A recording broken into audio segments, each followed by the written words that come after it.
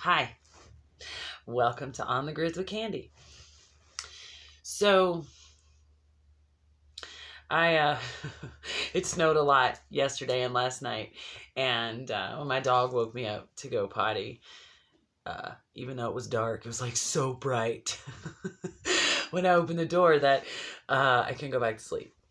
And so I meditated for a little while, and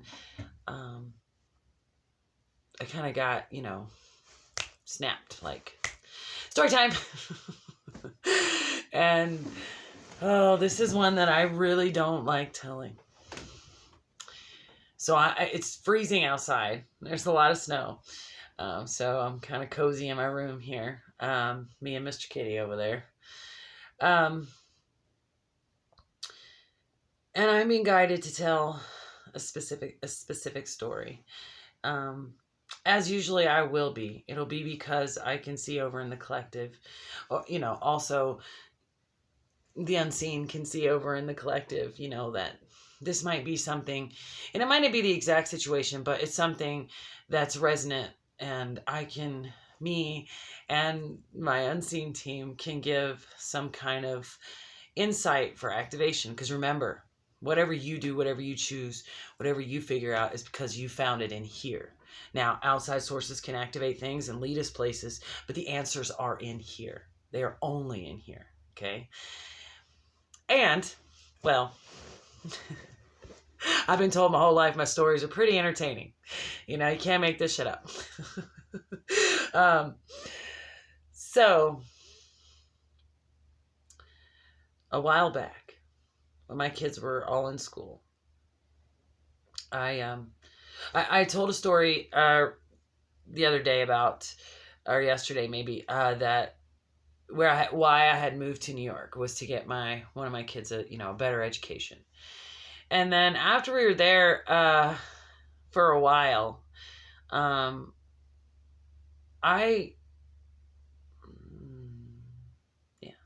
second. This is like 3 stories in one, so we're trying to figure out. Okay, skip. Okay. So, I moved to New Jersey, right? I went from New York and I went back to Virginia for a little while for a specific purpose, which is a whole nother story. It's not time for it. And then I ended up meeting someone, and they were from Jersey, and their whole family lived there. And so I moved out there and with them. We got a house, and I moved out there. And I had this on and off thing with my caregivers, with all my family members, even at this point. Even when my kids were little, it was a hit or miss. It was talk to you for 3 years, don't talk to you for 5, because it was just, anytime I would allow them into my life, especially if it was more than one person that was related to me. The sabotage, was just otherworldly. Like, if I hadn't been through this, I couldn't imagine it. And even now, I look back and I think, how did I make it through that? And then even allow these people back into my life after the fact. Like, sometimes I just sit and I'm beside myself. So let's start.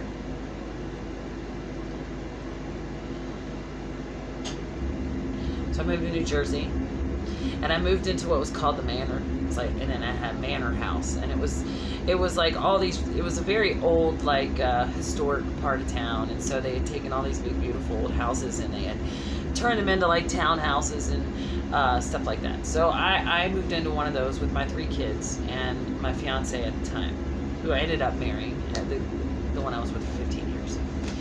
So I hadn't spoke.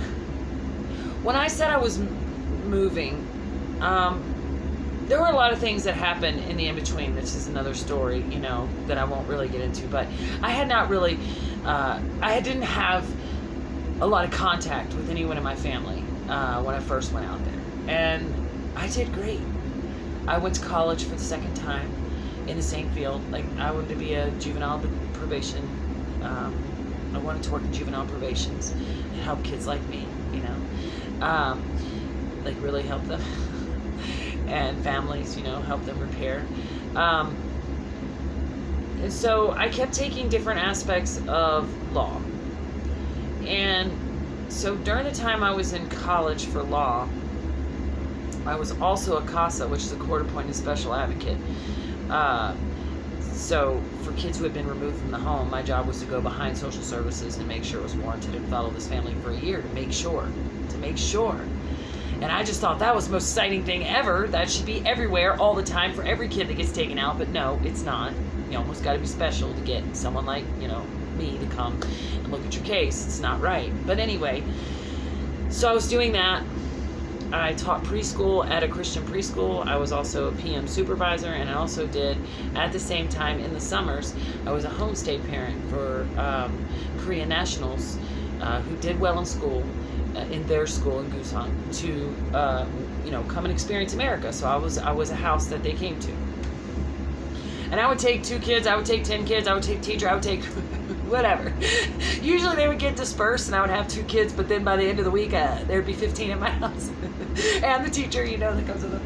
But anyway, I was doing all that at once, full-time in classroom, full-time college student. I worked at, I taught the preschool before classes, then I went to classes, and then I came back and I supervised the evening, and then I would go and check on the families that I was working with through CASA, and then I would go home and write my papers and, you know, law papers and do work and help my kids with their homework, and sometimes there'd be a bunch of Korean kids running around there too. And that's what Jersey was like for me. And I had gotten into all that in my first year there, and it was like the most, man, I just felt like I was really, really in it to win it. Like, not in a competitive way, but in it to win repairing families. Like, I was just in so many different, you know, aspects of it all at once. And, man, I mean, it was just such a full, beautiful, it wasn't, I mean, I know there were times I was tired and all that, but I was still just very enamored and just taken fully in that life. And it was one of the first times in my life that I was proud of myself. Like, just so proud of myself. A confirmation that I could do all these things at once and that I could manage. And then people from the past started calling. It became a calling. Caregivers came a calling. And I can't really tell this story without naming the caregiver. I will never speak on anyone's actual name, but I'm going to have to label them so that it makes sense. My mother came back into my life. She drove all the way to Jersey. You know, she talked to her on the phone a few times, and then she came all the way to Jersey to just see.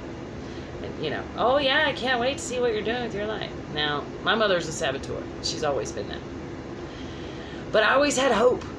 Every time, you know, she would get on a new medication or, you know, whatever, with her mental thing. I'd be like, oh, you know, she's going to be better this time. She's going to see I'm not this bad, wrong or bad, you know, thing that she thinks I am. Like, I'm finally going to show her. You know, I was living a life of that, you know, like, I was proud of myself, but I knew, and I mean, because of my experience with the unseen, you know, they were cautioning me, and I look back at the time and I see that, but I wanted this mother figure in my life, you know, I hate to admit it, but more than I wanted God at that time, you know, because I felt so rejected. I felt so alone. Even though, I mean, I had the kids, I had everything going for me. It's just, you know if you know, when you don't have a mother's love, you will do anything to get it, especially as a daughter. So she came to visit. me in Jersey, in my manor house. I have all this going on. You know, I've got a 4.0 is my grade average. You know, I mean, I'm helping my community in all these different ways. I have all this respect. You know, too big for my britches is how she saw it.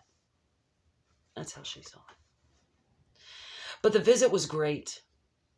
It was like while she was there, you know, there were no arguments. We were laughing. Like I had never had this experience with my mom. So at this point I thought, man, maybe all these years, because at this point I'm well into my 30s. So I'm thinking, man, all these years, I guess it was me. I guess I was wrong or bad. You know, I guess, you know, and as long as I didn't speak on spiritual matters or any of the other stuff that I was into, you know, I couldn't be my whole self. And somehow I convinced myself in this visit that, you know, well, that, you know, that's where I have to be, you know, to get the love of the mother, you know, instead of taking in the love of the source, you know, above all. And in that time, I was so distracted by everything else that, you know, I wanted 3D people to be proud of me. I guess I'd never had it. And as it started coming at me during that time, you know, okay, maybe I became a monster, you know what I mean? In a sense of, I want more of that on the 3D, right? I want more respect and love on the 3D. And I went through that phase. So it was like a Halloween visit too. And we had a Halloween party. I mean, it was like, again, it was like, wow, okay, we can do this. I can finally be supported by a family member. And just something I do. And so my youngest son, me and his father we weren't together. You know, I was actually someone else's fiance by this time. You know, he had cheated. One of the reasons we went to Jersey was to escape the stalking, the constant showing up at your door, or, you know, on their visitations, taking my kid to the hospital and making up all these stories. Social services would come and investigate me. And just, it was like, again, those are different stories I'm not going to get into, but it was just so bad. It was so bad. And that person, well, we'll get to that. So in order for me to move to Jersey, I had to be the one that literally every 2 weeks or whatever the court said, or this person decided was what was convenient for them, I had to drive from Jersey to Virginia. It was all on me, all the travel.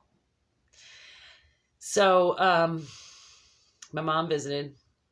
I thought it was amazing. I thought, finally, I can cram myself in this little box that she can love. Great. A week after she left, I had a knock at the door.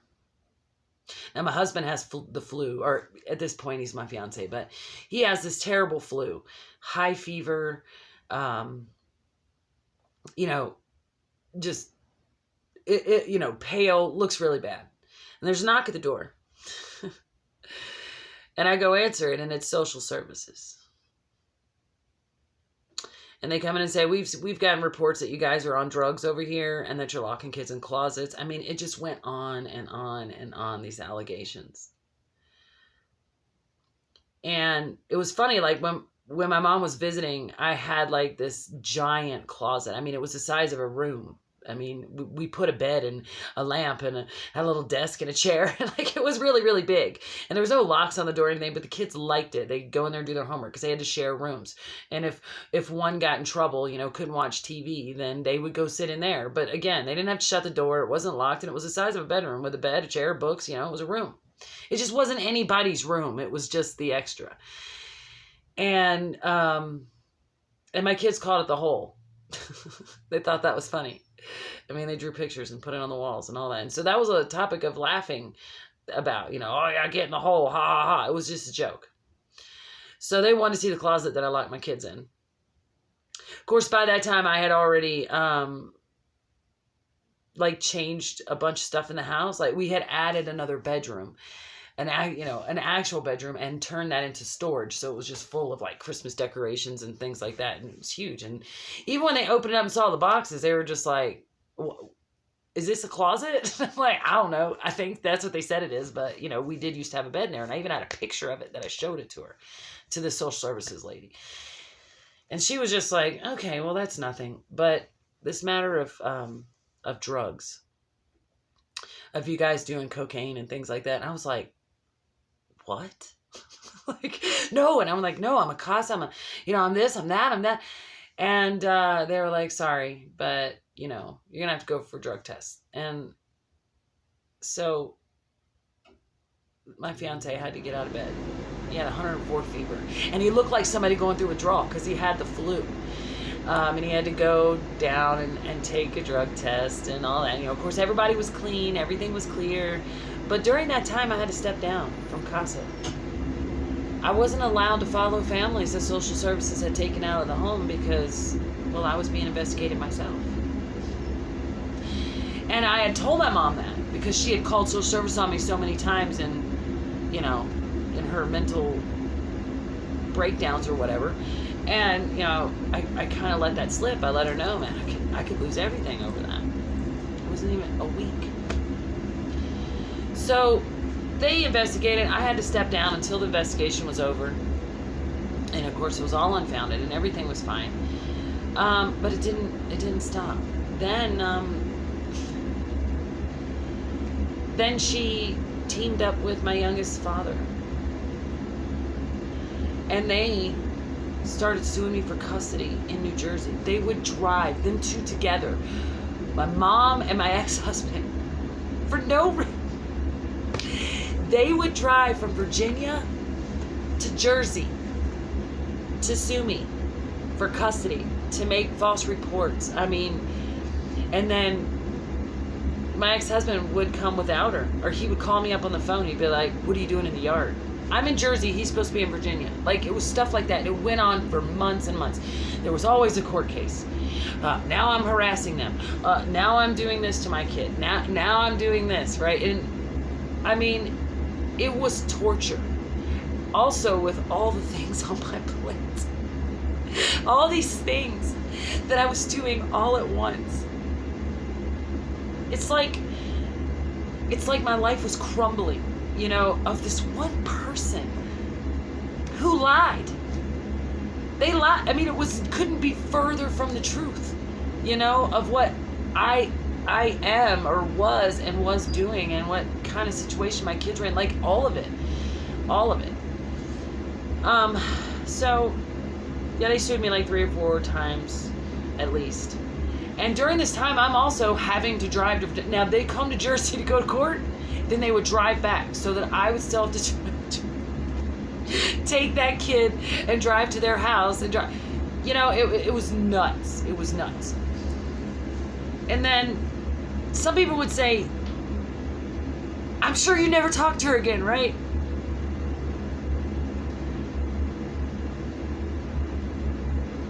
The desire for a mother's love. It's a strong force. It's a really strong force.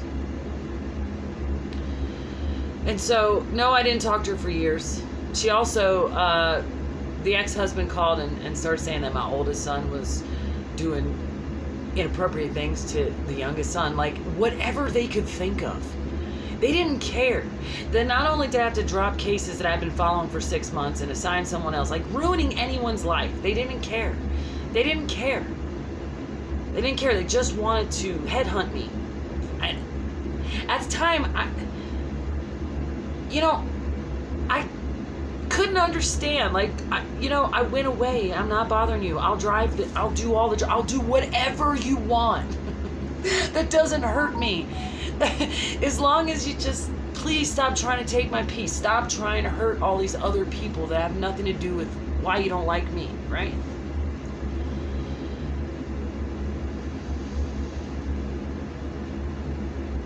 I ended up having to drop out of college in my last semester. My 4.0 dropped to like a 3.4 because I couldn't finish those classes. And I was in the middle of them. I did manage to do a whole year with Casa. I did finish that year, but really I wanted to go longer. I didn't take in the grandkids anymore. I did that for 2 summers, and I just, how could I put all these people in harm's way? How could I chance any of this stuff coming in? You know, like, I started thinking, like, oh my gosh, the energies that hate me around me are going to hurt the people that I love. And this is why I don't have a lot of people around me now. I mean, it's not just that I don't relate, but I think that's one of the things that most people don't think about when they have interactions with people. Like, what will the dark entities that are attached to the people around you do to the people you love, right? I had to learn that the hard way, confirmation. Like, I had to see that a couple of times before I started getting very careful about who I let in my circle. And not because I didn't trust them, but because I didn't trust the people that just wanted to hurt anyone that cared about me or that I cared about. So I ended up having to move back to Virginia. That's when I moved back to, and there's another video where I talk about the time my caregivers joined a cult. That's when I bought a camper, or, you know, an RV, and I went back to Virginia. That's a whole nother story, so you can watch that one. It's on this channel. And then, eventually, after being back in my hometown and getting settled into a house, and I came out of the RV and I had a house and everything, again, all right, we're picking back up. Okay, the momentum's back up. All right, I'm doing good.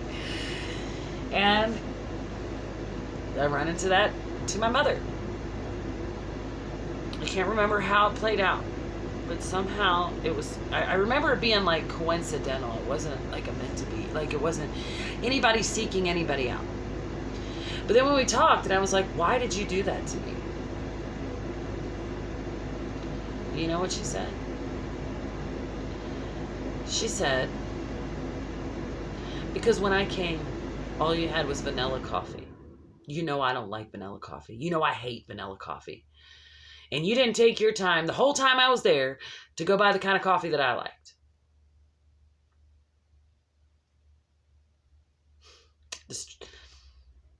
The destruction, the sabotage, the hatred, just to travel from Virginia to New Jersey repeatedly, just to hurt someone who had done nothing wrong.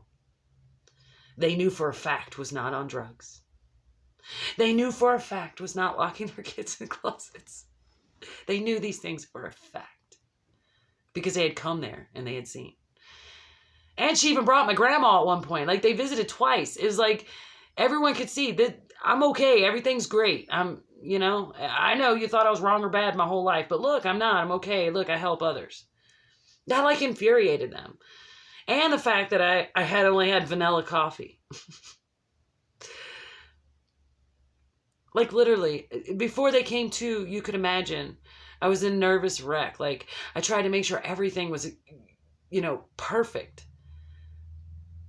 But that's when I learned the lesson that's not possible. And if somebody is coming to what I like to call fact find, they'll lie if they have to sabotage for whatever reason. And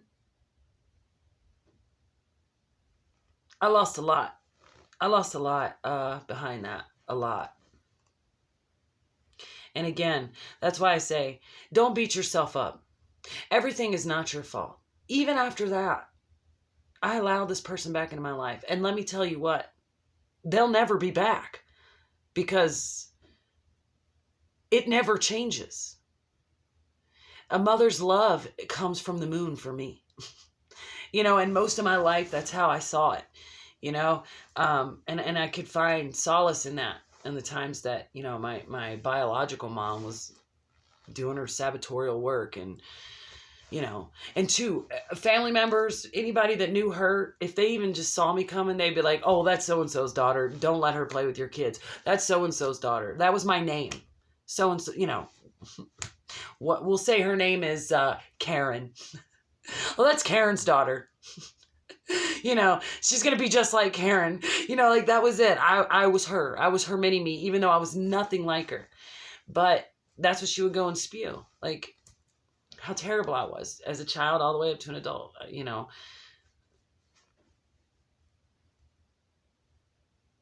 And it's a hard story because I lost a lot.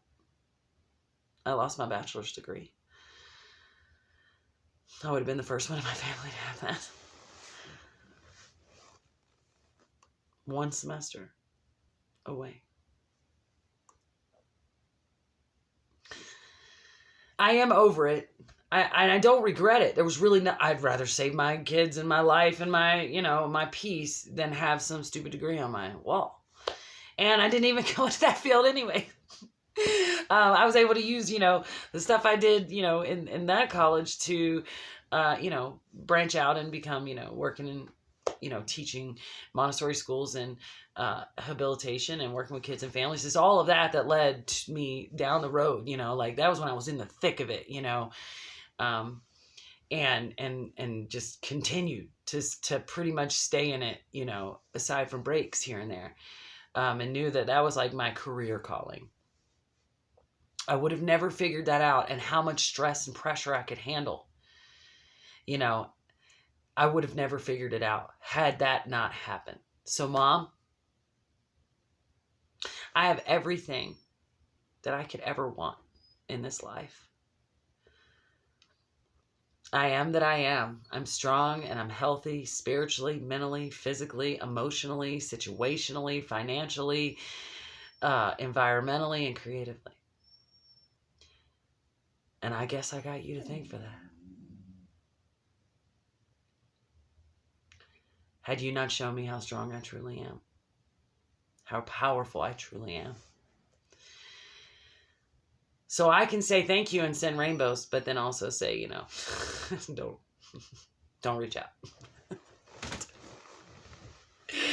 And the reason I'm telling this story is maybe someone close, you know, it doesn't have to be your mom. It could be anybody that you just, you know, you have that desire to be loved by them, or, you know, it just, the rejection up from them is too much. Don't put yourself in a box. Nothing you do. Nothing you do. Because here I am, fast forward 15 years later, and that person is not in my life. And they wronged me on top of that.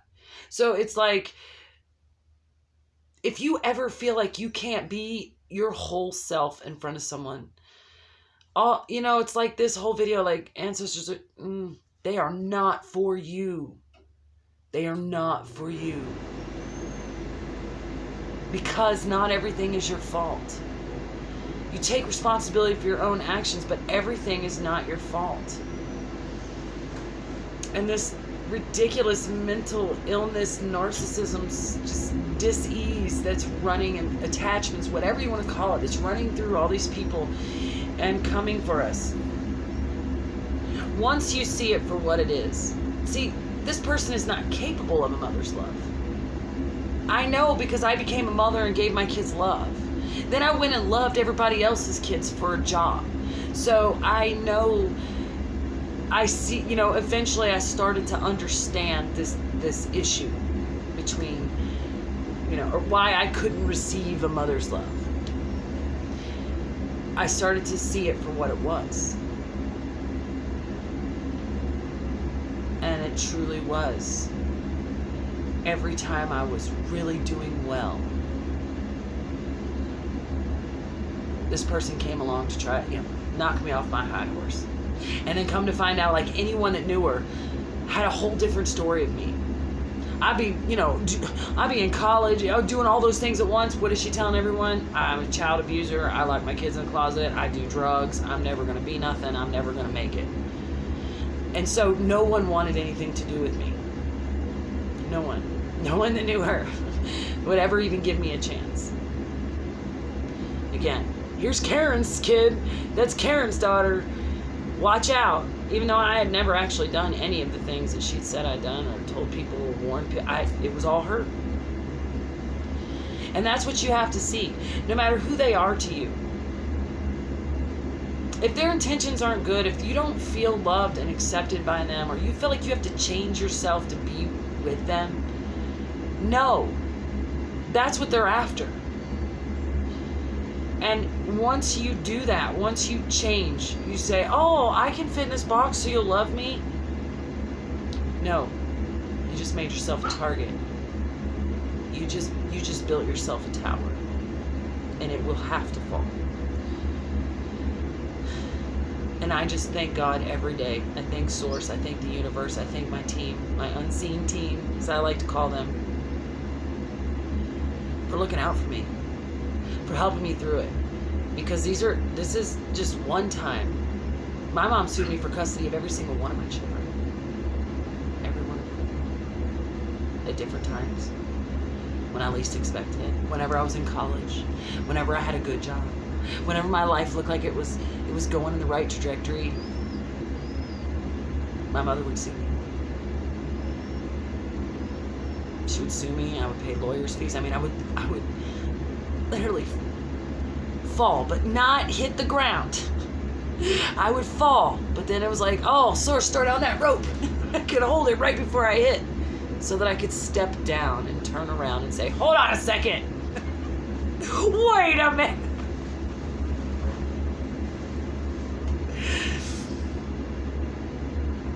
And doing that so many times is what's made me as strong as I am today. What has made me all that I am. And that's why it's easy for me to sit and send that person rainbows and pray that they vibe higher. Because I know I wouldn't have the strength or understanding to even do such a thing had they not dragged me to hell and back like every 5 years. My whole life. So that's what we always have to say. Here's to you, haters. If it weren't for you, I wouldn't be this powerhouse.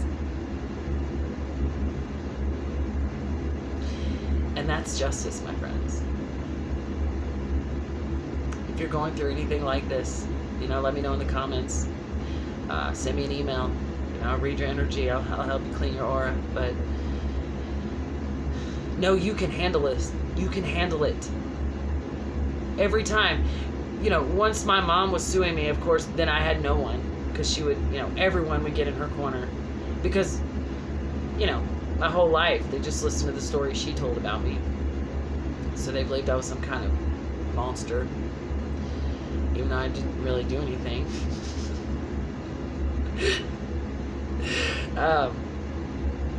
Just dance monkeying around, right? Just please.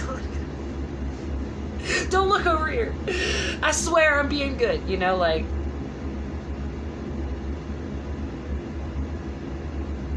that eggshell lifestyle.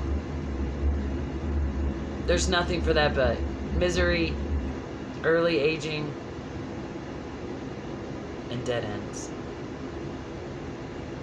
So don't stand for it, friends. Do not stand for it. I don't care who they are in your life.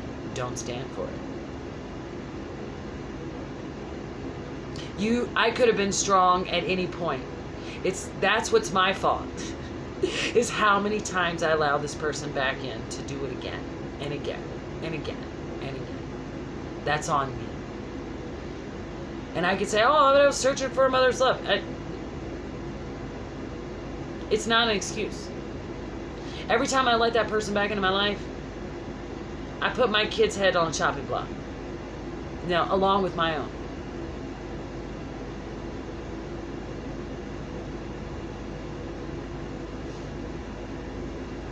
That's a lot to have to come back from, to forgive yourself to get far enough down the road where you can look back, and now I can laugh at it. I can say, I never bought vanilla coffee again. I can't even smell it anymore, and it was my favorite. That's why I had it. I didn't have regular coffee.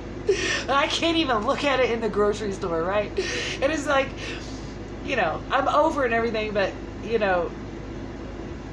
we get wounded. Like, I have my scars still from all the times I've been fractured and physically destroyed by these people So the scar is still there, but it doesn't hurt. That's a good way to put it, because that's what healed is. You still have scars, but they don't hurt anymore. They are now that book of knowledge. It's that, that. One second.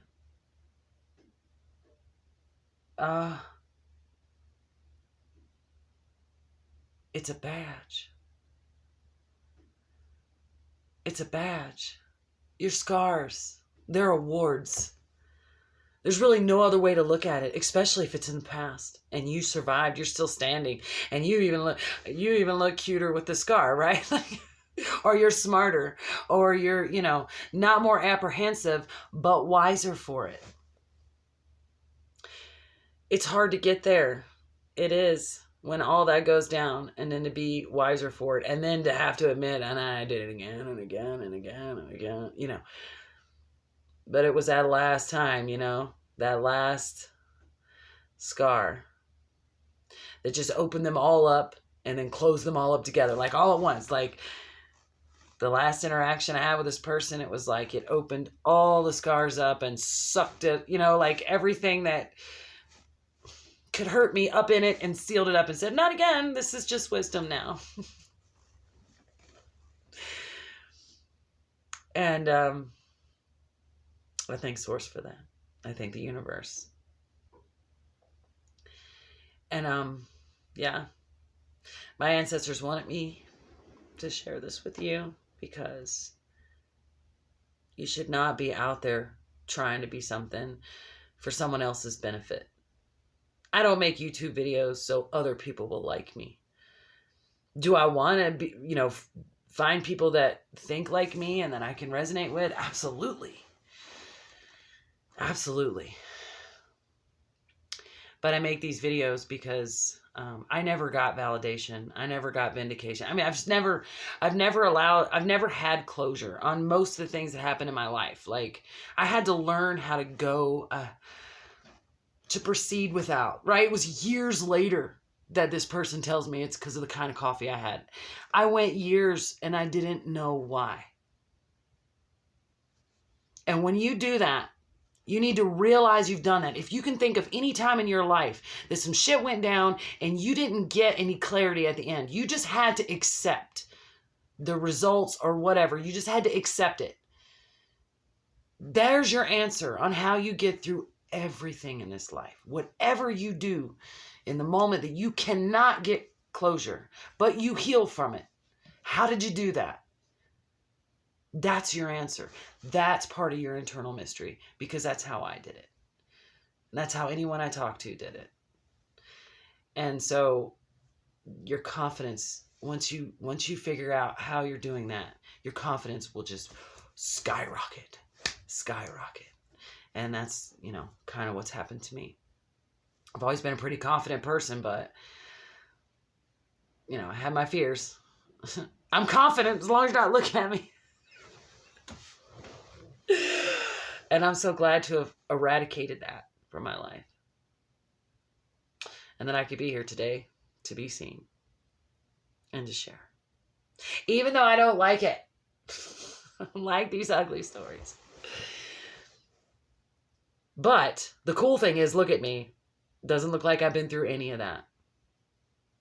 That's the real story. That's what Source wants you to see. So the answer is saying, yeah, we want you to see that a person can go through all kinds of things. Look at the people around you and understand what they've been through. And now look at them again. Are they strong, or are they weak-willed and minded? Yeah, that was a channel for somebody. Oh, they said that was pinpointed. Okay, so someone that watches you needed to hear that.